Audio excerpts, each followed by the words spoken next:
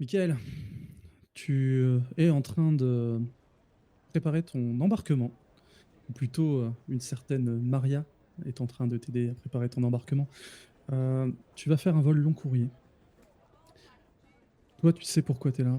Euh, Tu vas être invité à témoigner. C'est à peu près ce que tu as négocié au départ quand tu as été arrêté, en tout cas. Tu sais que des gens te cherchent. L'itinéraire que tu vas prendre est un petit peu prévisible là-dessus. Mais tu sais que tu vas faire un grand détour avant de revenir sur le sol américain pour ton entretien, on va dire ça comme ça, en espérant que les éléments que tu vas leur fournir va t'éviter d'avoir une véritable peine de prison. Malheureusement, tu vas devoir prendre un vol civil. On va te mettre dans un coin, on va te garder menotté, mais tout en étant un peu discret. Le personnel de l'avion est bien sûr entièrement prévenu et préparé, mais tu vas avoir quand même, étonnamment, un peu plus de place que ce dont tu avais l'habitude dans les vols que tu prenais. Et tout va se passer relativement calmement. Maria, la marshal qui t'accompagne, va te laisser assez peu de latitude dans tes actions. Tu es en plein vol, en direction de, apparemment, l'Alaska, de ce qu'on t'a dit. Tu es toujours en attente de la véritable date pour laquelle tu vas passer au tribunal, en espérant que tu restes témoin. Et la marshal qui t'accompagne, bien qu'un peu sévère, a l'air quand même relativement détendue. Tu sais qu'elle est équipée, en cas de problème, un minima d'un taser, pour éviter tout coup de feu à l'intérieur de l'avion. Mais tu l'as quand même entendu discuter avec certains de ses collègues par radio, et tu sais que elle pourrait avoir accès à du matos un peu plus poussé en cas de réel problème. Là, tu sais que normalement, il ne devrait rien avoir de dangereux. Néanmoins, tu l'as quand même gardé dans un coin de la tête. On ne sait jamais. La première heure de vol se passe sans encombre. On te propose même des boissons. Le personnel est au courant de ce qui t'amène réellement dans l'avion. Et bien que tout le monde reste discret, tes menottes n'étaient pas forcément apparentes au départ. On les ayant mis sur des manteaux et autres. Euh, Tu vas quand même, après le début de cette heure de vol, sentir des grosses turbulences. Oh, mais dis donc, Marshall, je sais que c'est pas un jet, mais c'est quand même plutôt violent, hein. La plèbe se déplace toujours comme ça. Mesdames et messieurs, votre attention, nous traversons une grosse zone de turbulence. Des trous d'air d'une quinzaine de mètres sont à prévoir apparemment. Ah. Bon, bah, je ne commanderai pas de martini. Au moins, on a de la place. Ça change de la cellule.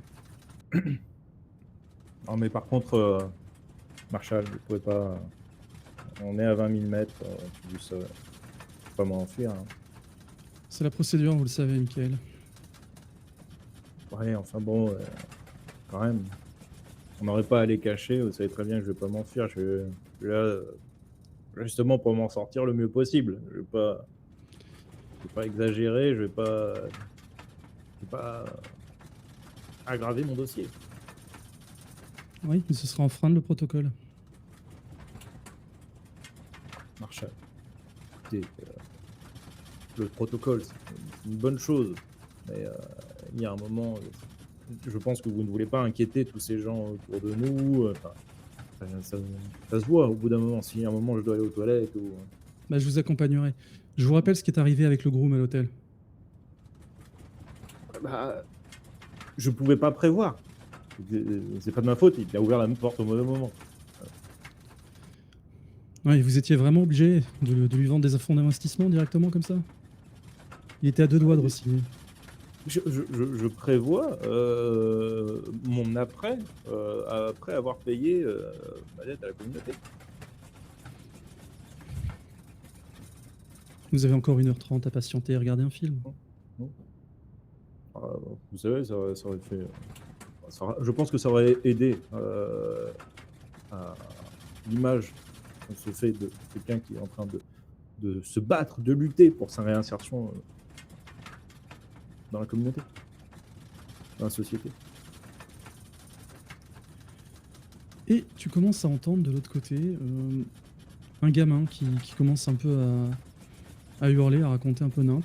Vous avez toujours cette turbulence-là. Tu as vraiment là, tu sais, presque à chaque fois que tu as une phrase, blam, tu as ce truc-là et tu te dis, ouais, effectivement, sur tous les vols que tu as fait, ça a toujours été un peu plus quali que ça. C'est un peu bizarre. Mais même par rapport au type d'avion, tu vois, la turbulence te paraît un peu étonnante.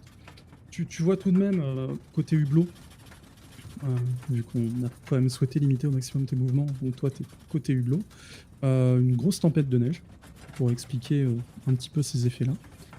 Et t'as ce gamin qui est là qui fait: «Maman! Maman! Regarde! Il y a un monstre sur l'aile!»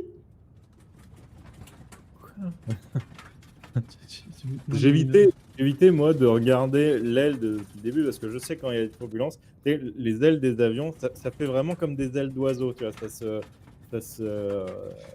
ça se tord légèrement et ça me fait flipper de ouf. Mais quand le gamin il dit ça, vas-y gamin, je regarde du coup. Tu regardes, donc là, je vais t'inviter à faire un jet de percept. Je suis observateur, je lance un Ouais. 2 dés. Ouais, tout à fait. Très bien et Bah, il y a beaucoup de neige. Et tu là, tu te dis: «Non, mais» non mais puis, le gamin c'est n'importe quoi. voilà, puis elle est là: «Non, mais Timmy, arrête là, tu fais peur aux passagers». «Non, mais si, je t'assure!» Et là, blam, nouvelle turbulence. T'as une des hôtesses de l'air qui arrive, qui commence à essayer d'expliquer qu'il faut éviter ce genre de truc. Effectivement, tu vois qu'il y a pas mal de passagers qui sont inquiets. Et au moment où tu es là, tu dis: «Non, mais non, tu vas voir passer une espèce d'aile de peau. Comme s'il y avait effectivement un animal qui volait à cette hauteur. Et ce que tu vas juste voir, c'est que tu vas voir ce passage d'aile de peau et blam, d'un coup, un énorme bruit sourd. Et tu vas voir qu'il manque un moteur. What the Marshall, Marshall, j'attrape du coup l'épaule du Marshall. Marshall, je crois qu'il y a un souci là. Et effectivement, la méga turbulence, tu sens que le truc commence à pencher un peu. Euh, Entends le pilote qui est tout de suite là. Ne vous inquiétez pas, tout est sous contrôle. Nous traversons la zone de turbulence que nous traversons à l'heure actuelle est bien plus importante que ce qui était prévu. Ne paniquez pas. Là, ça, tu vois. Donc la Marshall fait non, mais quoi, mais arrêtez, vous entendez bien, c'est des turbulences là. alors, je sais que c'est extrêmement déplacé, mais je mets mon doigt sur son menton, je lui fais tourner la tête en direction du moteur. Et là, elle va se figer. Enfin, mais qu'est-ce qui se passe? Et donc, tout de suite, tu vas avoir éventuellement une action à faire si tu le souhaites de ce côté-là, mais tu vas voir qu'elle va se lever pour aller interpeller une des hôtesses directement. Bah, moi, je veux pas aggraver mon cas, mais en même temps, j'ai peur de mourir. Donc, je pense que déjà, j'attache ma ceinture comme je peux avec ma et je pense que je vais fermer le rideau. Heu et Effectivement, tu as la petite icône et qui vous invite tous à bien serrer vos ceintures. vraiment, je m'accroche sur les sur les poignets du truc, je me raidis déjà et je me rappelle qu'il faut mettre la tête entre les genoux, mais j'ai peur de le faire maintenant, de créer un mouvement de panique. Donc vraiment, je suis crispé sur mon truc. T'es crispé comme ça et tu vois: «Maman! Tu vois, je te l'avais dit! Le monstre, il a mangé le moteur!» Et là, t'as tout le monde qui. Et là, d'un coup, tu. Deuxième coup, t'as l'impression que vraiment quelque chose percute l'avion. Et là, t'as à peine le temps de voir 4 énormes griffes passer au travers de la carlingue. Donc, qui passent presque en diagonale par rapport à toi. Tu vois une gerbe de sang par rapport au passager qui est juste devant. Un appel d'air. T'as tous les voyants qui se mettent en rouge. Tout le système qui part en vrille. T'entends vraiment le bip, tu vois, d'alerte de ce qui se passe dans l'avion. T'as le pilote qui dit à tout le monde d'essayer de garder son calme au maximum. D'un coup, blackout.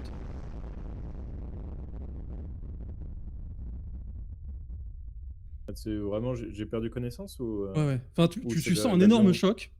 Ouais. T'as vraiment toute cette cohue là.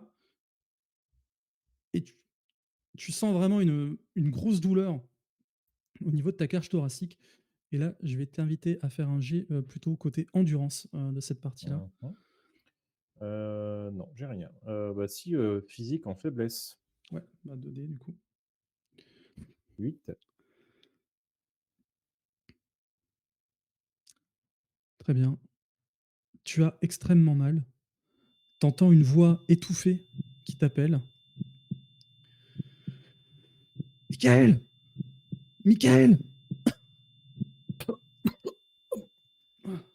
J'essaie d'ouvrir les yeux. Qu'est-ce que je vois? Tu vois que l'avion est en plusieurs morceaux. Miraculeusement, tu vois vraiment tu vois les traces encore sur ta partie de carlingue. Mmh. Et tu vois que l'avion est un peu éparpillé, donc effectivement, tu constates que bah, malheureusement, énormément de passagers sont morts. En revanche, entre eux, miraculeusement, entre les arbres, visiblement la grosse couche de neige qu'il y avait un peu partout, certains ont réussi à s'en sortir. Tout le monde n'est pas en très bon état. Visiblement, entre toi et Maria, vous faites partie des gens qui ont eu beaucoup de chance. Peut-être que effectivement l'arrière de l'avion a beaucoup plus été épargné. Marshall, qu'est-ce qui s'est passé? J'ai mal à la tête. J'ai mal au Je regarde mon torse du coup. Ouais, tu, quand tu appuies, ça te fait mal, mais tu vois pas tu vois, t'as rien qui t'a traversé, t'as la ceinture qui a fait son taf et tu penses, au vu de la douleur, que c'est probablement un énorme bleu que t'as. Ouais, Éventuellement, des côtes cassées, c'est possible. Mais rien qui t'aurait, par exemple, perforé un poumon ou un organe. OK. Je me détache, si Marshall me laisse faire d'ailleurs Ouais. et Voilà, et t'aide même. ouais.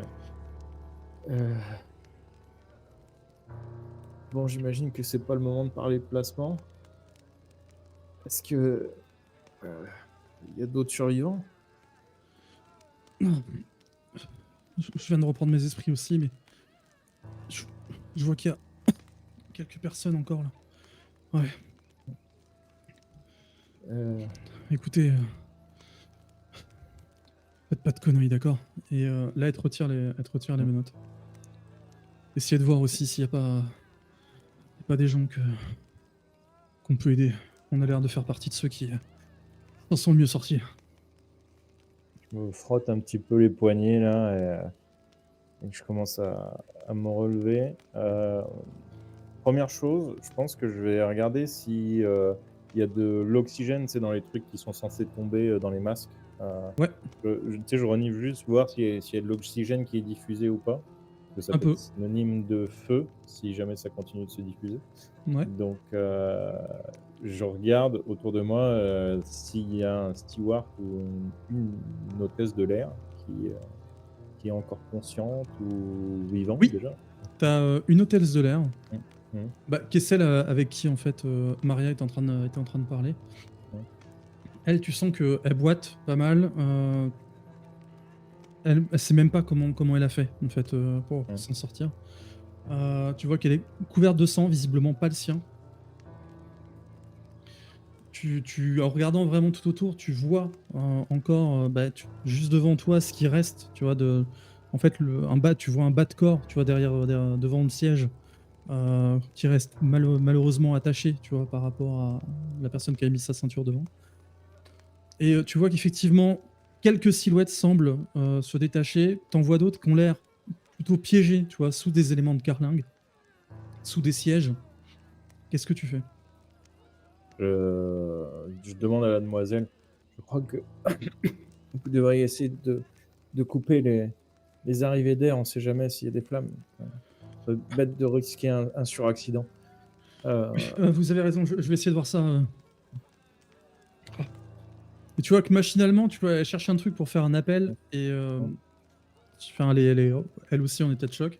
Mais mmh, assez vite, elle se ressaisit et elle va faire le nécessaire. mmh. Maria, Je quant à vais elle, ouais, vas-y.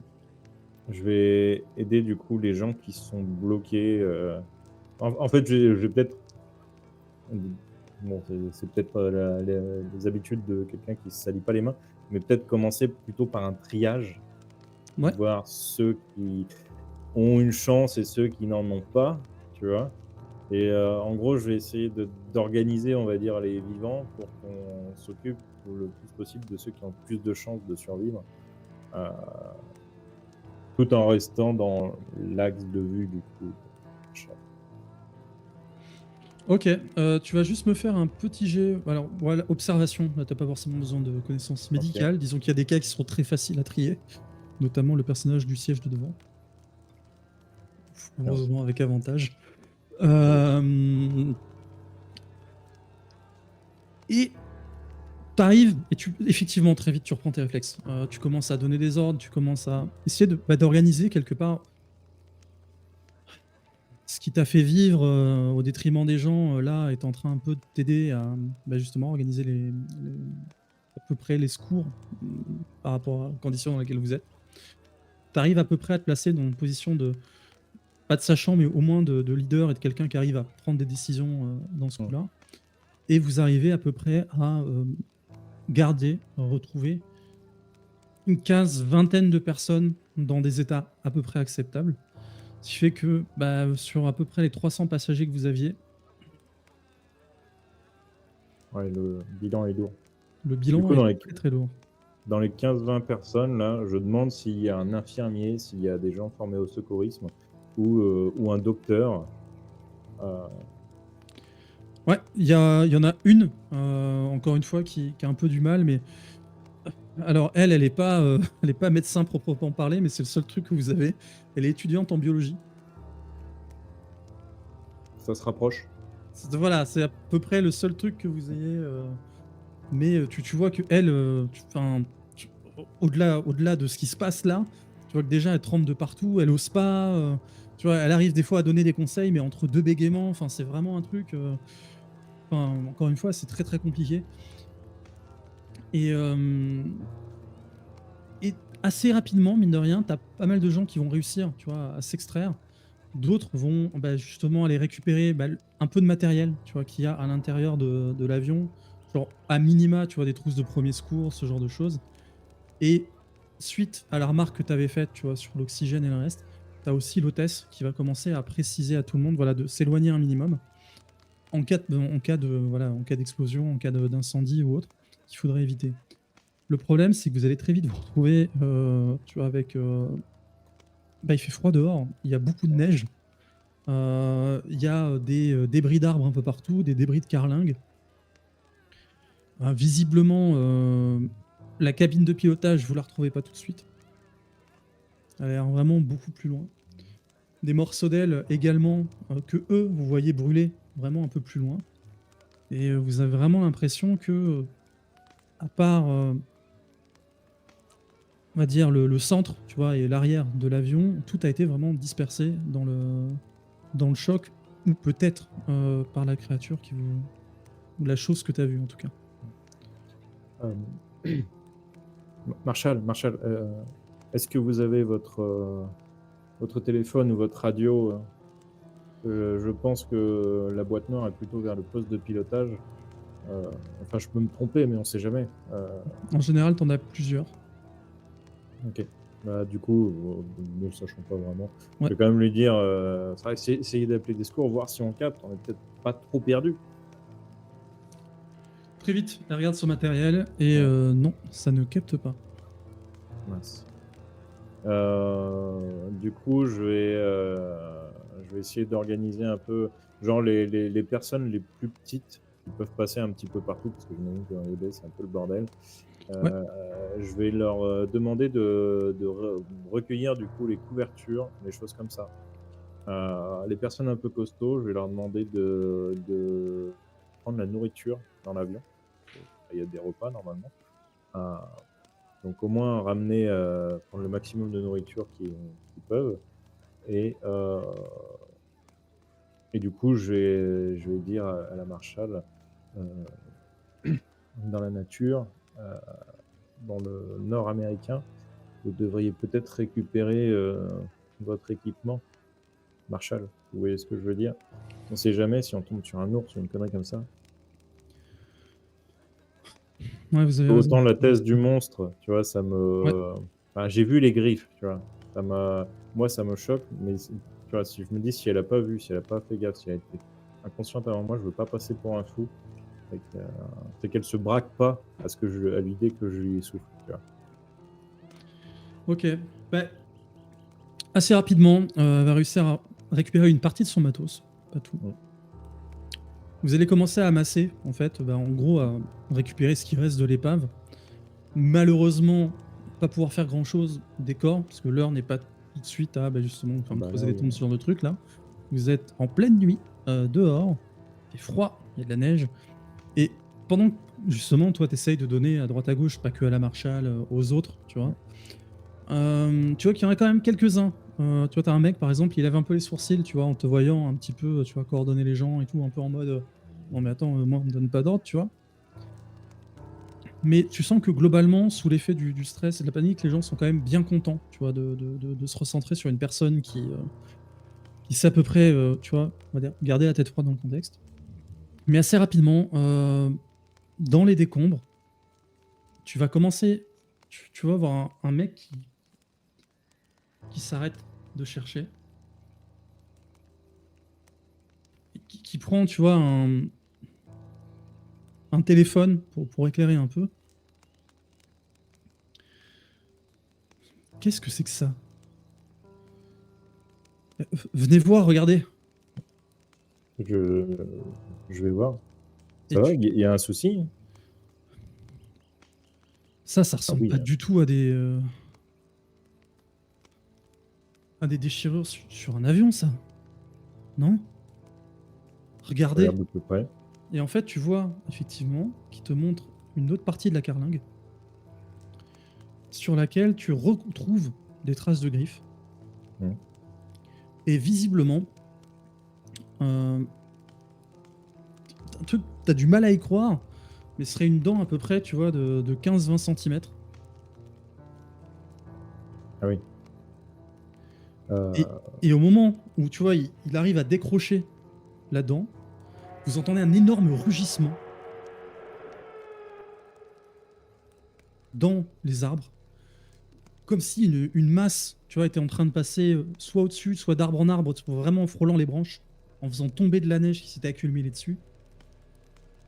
Vous suivez le truc, vous arrivez pas à savoir, ça tourne vraiment et tu as une odeur qui se dégage, qui accentue, tu vois, l'odeur de sang et tu vois, de métallique entre la carlingue, le sang qui se dégage et le reste. Tu as l'impression que cette odeur s'accentue vraiment et vous entendez juste derrière, sur votre droite, le hurlement d'un des survivants et vous avez waouh! juste le temps de le voir disparaître, comme s'il avait vraiment été happé par quelque chose. Qu'est-ce que tu fais?